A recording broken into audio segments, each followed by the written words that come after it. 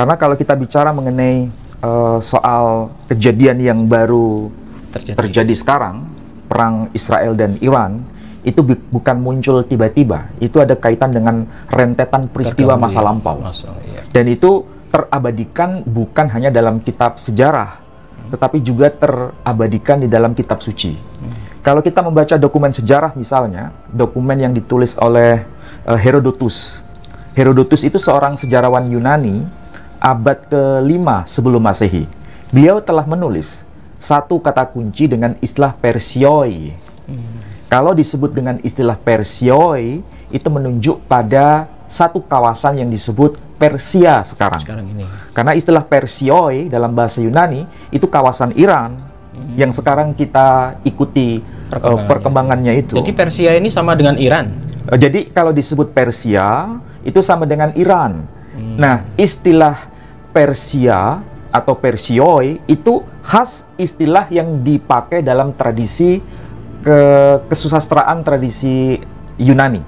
Sedangkan istilah Iran sebetulnya yang tepat itu bukan Iran. Itu bahasa kita, bahasa Indonesia. Yang benar, cara pengucapan yang benar itu adalah Iran. Iran itu kalau dalam bahasa Sanskritnya disebut Aryan. Kita menyebutnya Arya. Oh, suku jadi itu Arya. bangsa besar. Suku Arya. Ini bangsa intelektual tinggi. Makanya kalau kita sebut Jerman itu kan bangsa Arya. Orang-orang Hindustan itu bangsa Arya. Orang-orang Pakistan itu bangsa Arya. Orang-orang Afghanistan itu bangsa Arya. Termasuk orang Iran itu bangsa Arya. Jadi kalau secara bahasa Iran dan Aryan itu satu makna. Persia jadi juga ya. Kalau disebut Persia itu khas tradisi bahasa Yunani. Tapi itu sebetulnya tidak ada pertentangan dan tidak ada perbedaan makna. Yang jelas itu menunjuk pada satu komunitas yang memiliki peradaban tinggi di masa-masa kuno. Dan sampai sekarang masih kita bisa saksikan itu. Bahkan ini merupakan bangsa yang tak pernah terkalahkan bila dikaitkan dengan bangsa Israel. Ini menarik kan? Bangsa Israel pernah jatuh ya? Bangsa Israel itu pernah dijajah oleh bangsa-bangsa lain. Bahkan diusir. Bahkan mengalami yang namanya diaspora. Sampai ke kawasan Babel, ditaklukkan oleh Nebukadnezar. Yang kita sebut dengan istilah Babilonia, kawasannya yang dibuang ke Babel itu. Ya, baru kemudian ditaklukkan oleh Persia. Jadi Babilonia itu ditaklukkan juga oleh Persia, oleh Iran. Pada masa sekarang disebut Iran. Dan ketika orang-orang Israel dibuang ke tanah Babilonia, maka atas restu dari Raja Darius, Raja Kores, bahkan lebih tepatnya Raja Kores memberikan izin. Raja Kores itu Raja Persia untuk dipulangkan kembali ke Israel. Maksudnya dipulangkan kembali ke tanah Palestina untuk membangun Bait Suci yang kedua. Jadi ceritanya kalau kita lihat dalam tanah Torah, Nevi'im, Ketuvim, atau kita sebut kitab-kitab Perjanjian Lama, tidak ada cerita bangsa Persia atau bangsa Iran ditaklukkan oleh Israel. Oh, tidak pernah. Tidak ada cerita. Justru orang-orang Israel berada dalam kekuasaan Persia. Dan kita tahu dalam kitab Esther misalnya ya. Pak Edi bisa cek dalam kitab Esther. Kitab Esther pasal 1 ayat 1. Kitab Esther. Kitab Esther pasal 1 ayat 1. Pada zaman Ahasveros, dialah Ahasveros yang merajai 127 daerah mulai dari India sampai ke Ethiopia. Coba baca pelan-pelan. Pada zaman Ahasveros, dialah Ahasveros yang merajai 127 daerah mulai dari India sampai ke Ethiopia. Nah, kalau kita cermati dari kitab Esther pasal 1 ayat 1 dan seterusnya, itu merupakan sebuah dokumen yang valid berkaitan dengan kekuasaan Persia. Jadi kekaisaran Persia atau Imperium Persia atau Imperium Iran atau Aryan itu bukan satu kawasan terbatas, tapi mulai dari kawasan yang disebut India sampai Ethiopia. Itu bukan imperium yang ecek-ecek. Itu imperium besar Itulah sebabnya diabadikan dalam kitab Ester. Kalau kita cermati ya, ada satu rabi besar yang tentu saja Pak Edi sering mendengar nama rabi besar ini. Namanya adalah Rabbi Saadia Gaon. Ini tokoh yang sangat sentral dalam tradisi Yahudi. Ketika menerjemahkan ayat ini, dia menuliskan demikian. Wa kana ala ayyam Ahasiweros wa Ahasiweros alladhi malaka minal Hindi ila al-Habasha. Jadi kalau disebutkan dan diterjemahkan wa kana ala ayyam Ahasiweros. Jadi pada masa-masa kekuasaan Ahasiweros, huwa Ahasiweros alladhi malaka. Dialah Ahasiweros yang telah memerintah minal Hindi ilal Habasha, dari tanah India sampai kawasan Ethiopia. Bayangkan, itu kalau kita lihat geografi peta yang melibatkan kawasan besar, berarti ini bukan imperium kecil, ini imperium besar. Ya, biasanya kita cuma mengenal imperium Romawi, Yunani ya. Imperium Romawi dan Imperium Persia itu dua kekuatan adidaya pada masanya. Dan itu diabadikan dalam Quran. Makanya kalau kita lihat di dalam Quran, itu ada dua imperium besar. Dalam surah Ar-Rum, itu kan bicara mengenai Romawi. Itu berhadap-hadapan dengan Persia. Dan di dalam tafsir Al-Quran, memang orang-orang Iran pada masanya itu disebut dengan orang-orang Majus. Orang-orang Majusi. Itu disebut, Yesus juga sering menyebut. Dan itu juga disebut di dalam kitab Perjanjian Baru. Kalau kita lihat dalam Injil Matius juga menyebut orang-orang dari Majus. Itu dari Persia. Dan kalau kita lihat dalam kitab Perjanjian Lama juga disebutkan Ahasiweros, raja besar dari kekuasaan Imperium Persia. Jadi kalau begitu, dengan bahasa sederhana, tidak ada cerita namanya Israel itu menang melawan Persia. Justru Persia menaklukkan Israel ya. Bahkan orang-orang Israel saat itu dilindungi oleh Persia, disuruh pulang ke negaranya. Itulah sebabnya berada dalam kekuasaan orang-orang Persia.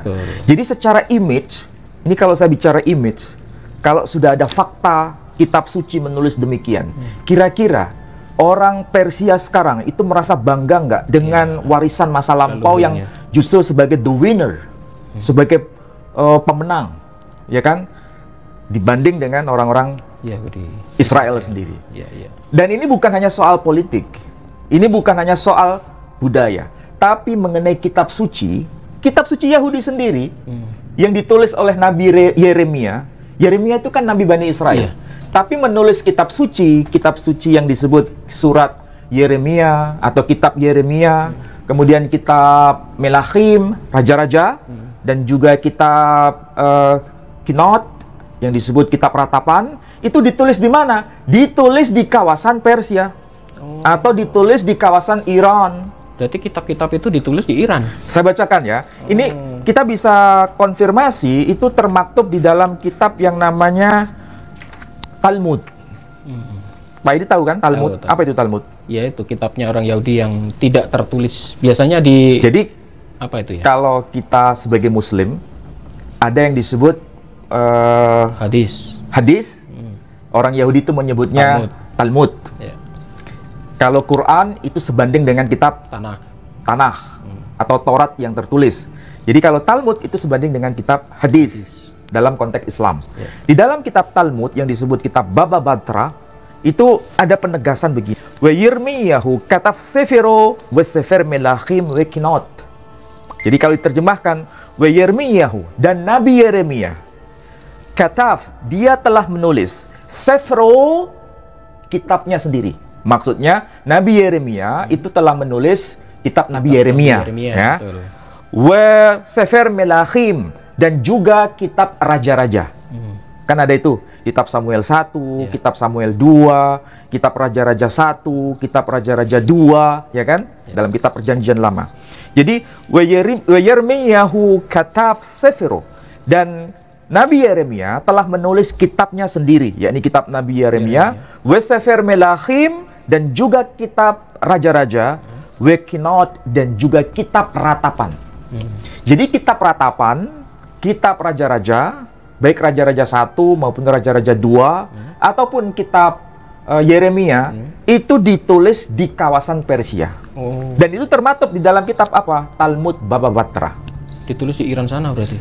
Berarti secara psikologis orang-orang Yahudi itu berhutang budi kepada negara Iran. Negara Iran. Hutang budi. Sekaligus hutang nyawa. Iya, soalnya dilindungi kan waktu Dilindungi disuruh pulang. kan? Kalau nggak ada orang-orang Iran, Iya, nggak ada orang-orang Persia, Ya, orang-orang buangan masih di Babel dia. pasti dia akan terserak kemana-mana. Iya. Itulah sebabnya bait suci yang kedua itu dibangun atas izin dari Raja Persia. Dilindungi, disuruh pulang, suruh bangun bait suci. Nah, itulah sebabnya ini penting untuk dicermati. Nah, itu juga tertulis di kitab Ezra, Ustaz Ali. Nah, coba cek. Ezra ini pasal 4 ayat 1. Ayat 1 sampai sekian ya. Coba baca yang poin ke ayat 3. Ayat 3 ya. Tetapi Zerubabel, Yesua dan para kepala kaum keluarga orang Israel yang lain berkata kepada mereka, "Bukanlah urusan kita bersama, sehingga kamu dan kami membangun rumah bagi Allah kami, karena kami sendirilah yang hendak membangun bagi Tuhan, Allah Israel, seperti yang diperintahkan kepada kami oleh Kores, Raja Negeri Persia." Nah, sudah jelas di sini kan disebutkan Raja Kores, Raja Negeri Persia. Ada tokoh yang disebut Kores, Raja Negeri Persia. Terus lanjutkan pada ayat berikutnya. Maka penduduk negeri itu melemahkan semangat orang-orang Yehuda dan membuat mereka takut membangun. Bahkan selama zaman Kores, Raja Negeri Persia, sampai zaman pemerintahan Darius, Raja Negeri Persia, mereka menyogok para penasehat untuk melawan orang-orang Yehuda itu dan menggagalkan rancangan mereka. Pada zaman pemerintahan Ahasveros, pada permulaan pemerintahannya, mereka menulis surat tuduhan terhadap orang-orang yang telah menetap di Yehuda dan di Yerusalem. Informasi yang jelas bahwa kekuatan Persia itu tak tertandingi. Iya. Kekuasaan Iran tak tertandingi. Bahkan di sini menyebutkan nama Ahasveros kan? Ahasveros. Pada zaman pemerintahan Ahasveros. Tadi kitab Ester pasal 1 ayat 1, kekuasaan Ahasveros dari mana? Dari India sampai wilayah Ethiopia. Betul. Itu kalau kita lihat ayat ketiga ini, itu menceritakan bahwasanya orang-orang Israel akan membangun bait suci kembali atas perintah dari negeri Persia. Raja Kores. Artinya apa? Ada hutang budi kan? Iya. Betul-betul hutang budi. Jadi kalau ada orang yang tidak paham Iran, tidak paham Persia, berarti mereka nggak paham kitab suci sebetulnya. Iya. Minimal ya, orang-orang Yahudi sekarang, kalau membaca kitab sucinya sendiri, itu gemeter sebetulnya. Dia bergetar hatinya, dan sekaligus bergetar psikologinya. Karena apa? Ini bukan bangsa sembarangan yang dihadapi. Kalau ini bangsa yang demikian tinggi intelektualitasnya dilawan, kira-kira mereka akan mendapatkan kemenangan atau kehancuran? Iya. Soalnya keberadaan mereka pada mulanya orang-orang Israel ini dilindungi oleh orang-orang Persia. Dan ini bukan hanya soal politik masa lampau. Tapi kalau kita lihat kitab perjanjian lama atau yang disebut Tanakh, Torah, Nevi'im, Ketubim, bahasa Ibrani itu yang kita kenal ditulis bahasa sebagai bahasa suci. Orang-orang Kristiani itu kan bangga dengan bahasa Ibrani. Tapi ingat, bahasa Ibrani yang termaktub dalam kitab perjanjian lama itu dipengaruhi bahasa Parsi. Dipengaruhi bahasa Persia. Kata-katanya, kalimatnya banyak dari Persia gitu. Betul. Dan itu sudah saya tulis dalam buku saya, Aryo-Semitic Philology ini. Oh, ini bukunya. Iya, yang saya tulis dalam bahasa Inggris. Jadi, dalam riset yang saya lakukan, ternyata bahasa Ibrani itu tidak murni, tapi justru dipengaruhi dari bahasa Parsi. Bukankah Iran itu bahasa Arab? Bukan. Oh, bukan. Jadi nanti saya tunjukkan ya, tapi saya berikan gambaran sekilas. Pak Edi kalau lihat teks ini, ya, teks ini. Itu tulisannya Arab kan? Tapi sebetulnya ini bukan bahasa Arab. Ini bahasa Parsi. Bahasa Persia, bahasa orang Iran. Ini kalau dibaca Masdo baraye asar jadid. Masdo baraye asar jadid. Mirip nggak dengan bahasa Arab? Masdo itu bukan bahasa Arab. Baraye juga bukan bahasa Arab. Itu bahasa Parsi. Asar jadid itu bahasa Arab. Jadi ada sekarang campuran pengaruh bahasa Arab juga dalam bahasa Parsi. Tapi tidak ada cerita bahasa Parsi dipengaruhi bahasa Ibrani. Tapi justru bahasa Ibrani dipengaruhi bahasa Parsi. Nah, saya berikan contoh. Bagaimana sih bahasa Parsi itu? Sajara nome Isa Masih. Sajara nome. Nome. Tahu nome? Bahasa Inggrisnya di name. Oh, nama. Ya kan? Di sini tertulis Sajara nome Isa Masih Pesar Dawud Pesar Ibrahim. Ibrahim Father Ishak Bud. Tahu maksudnya? Ibrahim Father Ishak Bud. Wa Ishak Father Yakub. Wa Yakub Father Yehuda. Wa beradran Abud. Perhatikan. Kalau disebut Ibrahim Father Ishak, Father. Ayah. Father. Kalau bahasa Inggrisnya father. Kalau bahasa Arab kan jadi ab. Ini father. Kalau bahasa Parsi, bahasa Iran, bahasa Persia, ibu itu mother. Mother bahasa Inggrisnya. Jadi memang ini bangsa besar. Ini bangsa apa ya? Bisa dikatakan bangsa Indo-Eropa sebetulnya.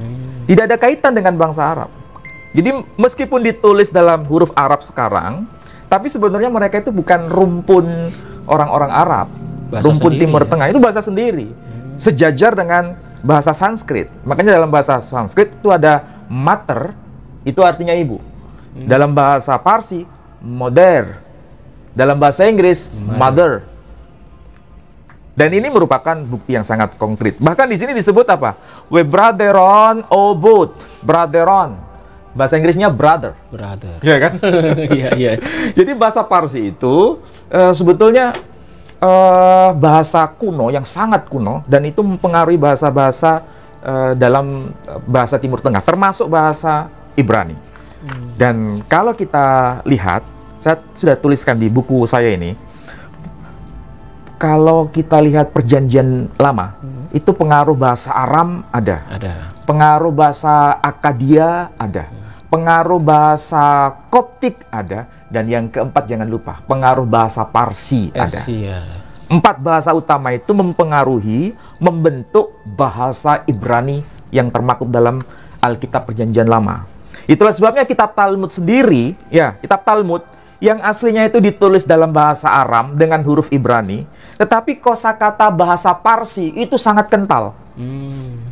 Itu kalau orang belajar Talmud, orang Yahudi sendiri belajar kitab Talmud hanya berbekal pengetahuan bahasa Ibrani atau bahasa Aram, itu nggak cukup. Dia harus belajar bahasa Parsi. Dia harus belajar mengerti bahasa Aryan. Bahasa Arya. Dan itu bahasa Farsi. Jadi yang tepat itu bukan Parsi sebetulnya, Farsi. Karena kebanyakan huruf apa A itu dibaca O. Misalnya imam dibaca imam. Ayat dibaca oyot. Jadi saya pernah tuliskan di sini ada teks Quran terjemahan bahasa bahasa Parsi itu di kitab Al-Quran ya, surah ke-6 ayat 74. Itu tertulis begini. Ya kun wakti roke Ibrahim beh petaros ozar. Tahu maksudnya? Bahasa apa Parsi? Jadi ayah Ibrahim itu bernama Ozar. Ibrahim beh pedaros. Ibrahim ya beh pedaros itu punya ayah, Pedar punya ayah. Nama siapa? Ozar. Jadi tidak dibaca Azar tapi dibaca Ozar. Nah, gitu.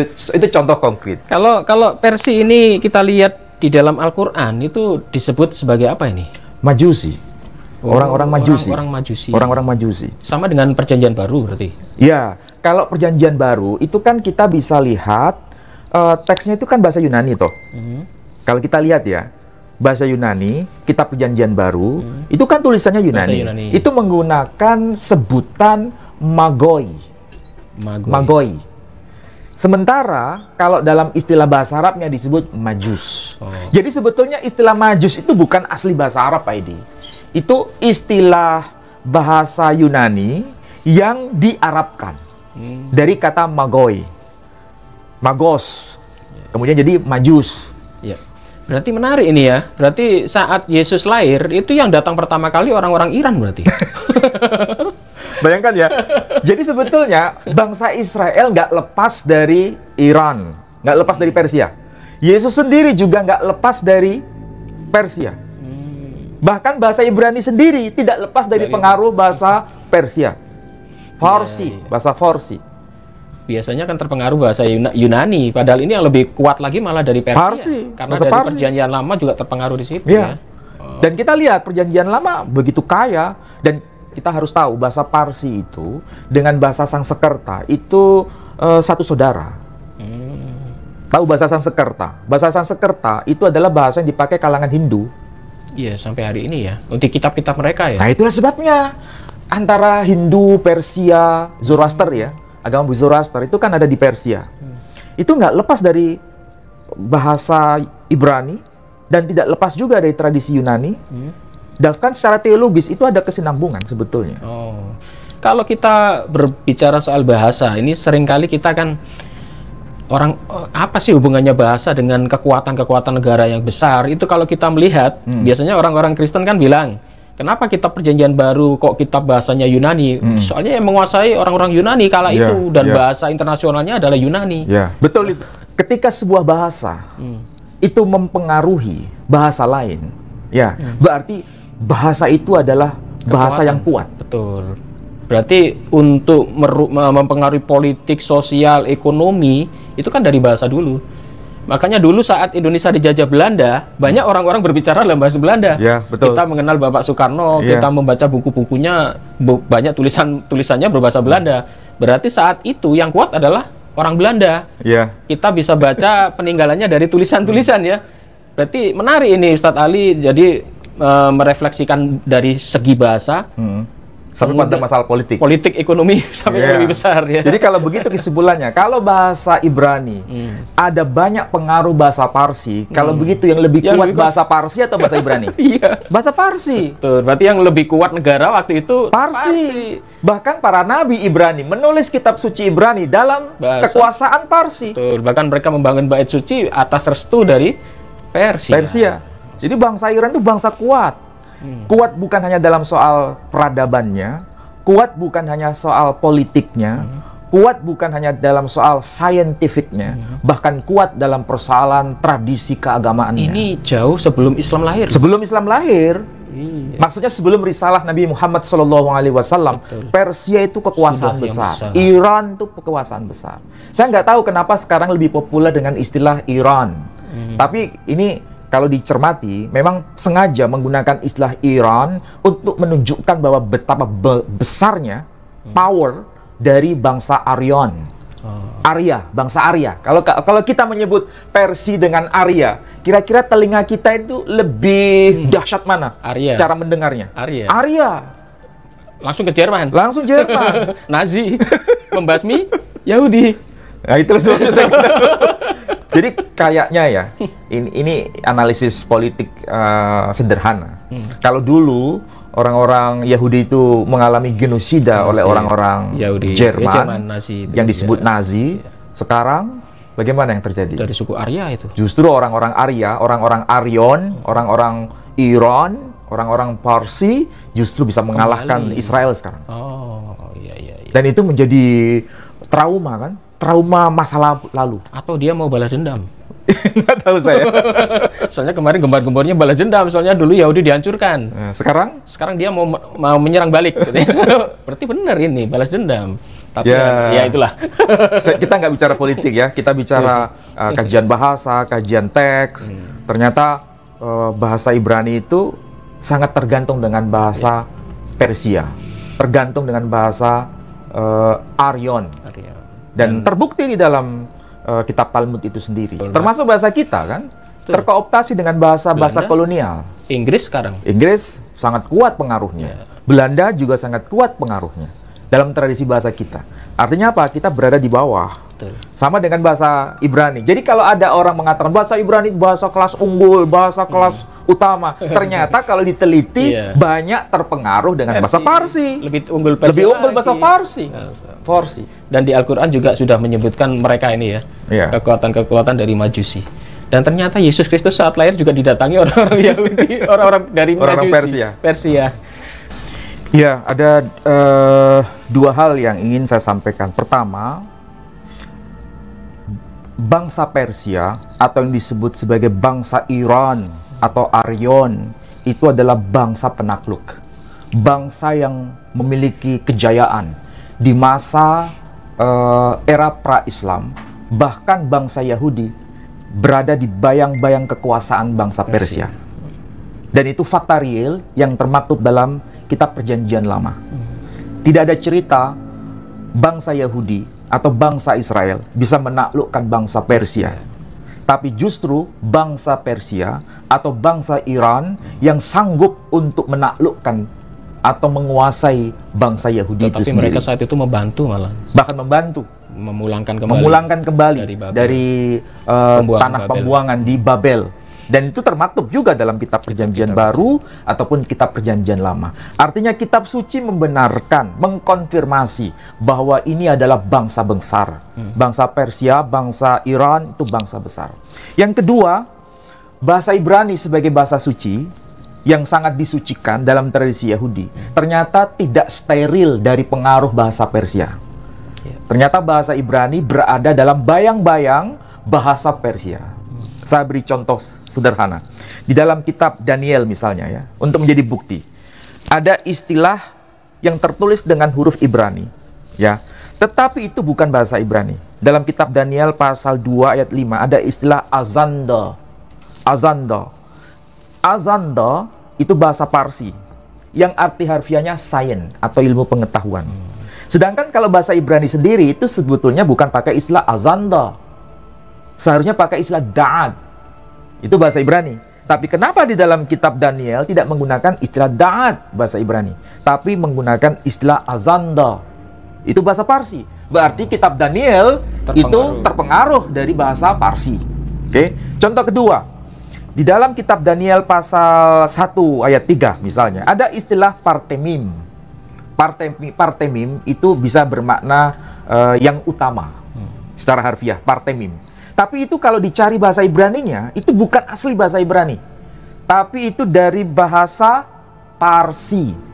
Dari kata apa? Dari kata pratama. Pratama itu juga bahasa Parsi. Dan itu juga bahasa Sanskerta. Jadi sebetulnya kita bisa cari banyak istilah yang termaktub dalam kitab Perjanjian Lama. Akar katanya berasal dari bahasa Parsi. Bukan asli ya. Bukan asli bahasa Ibrani.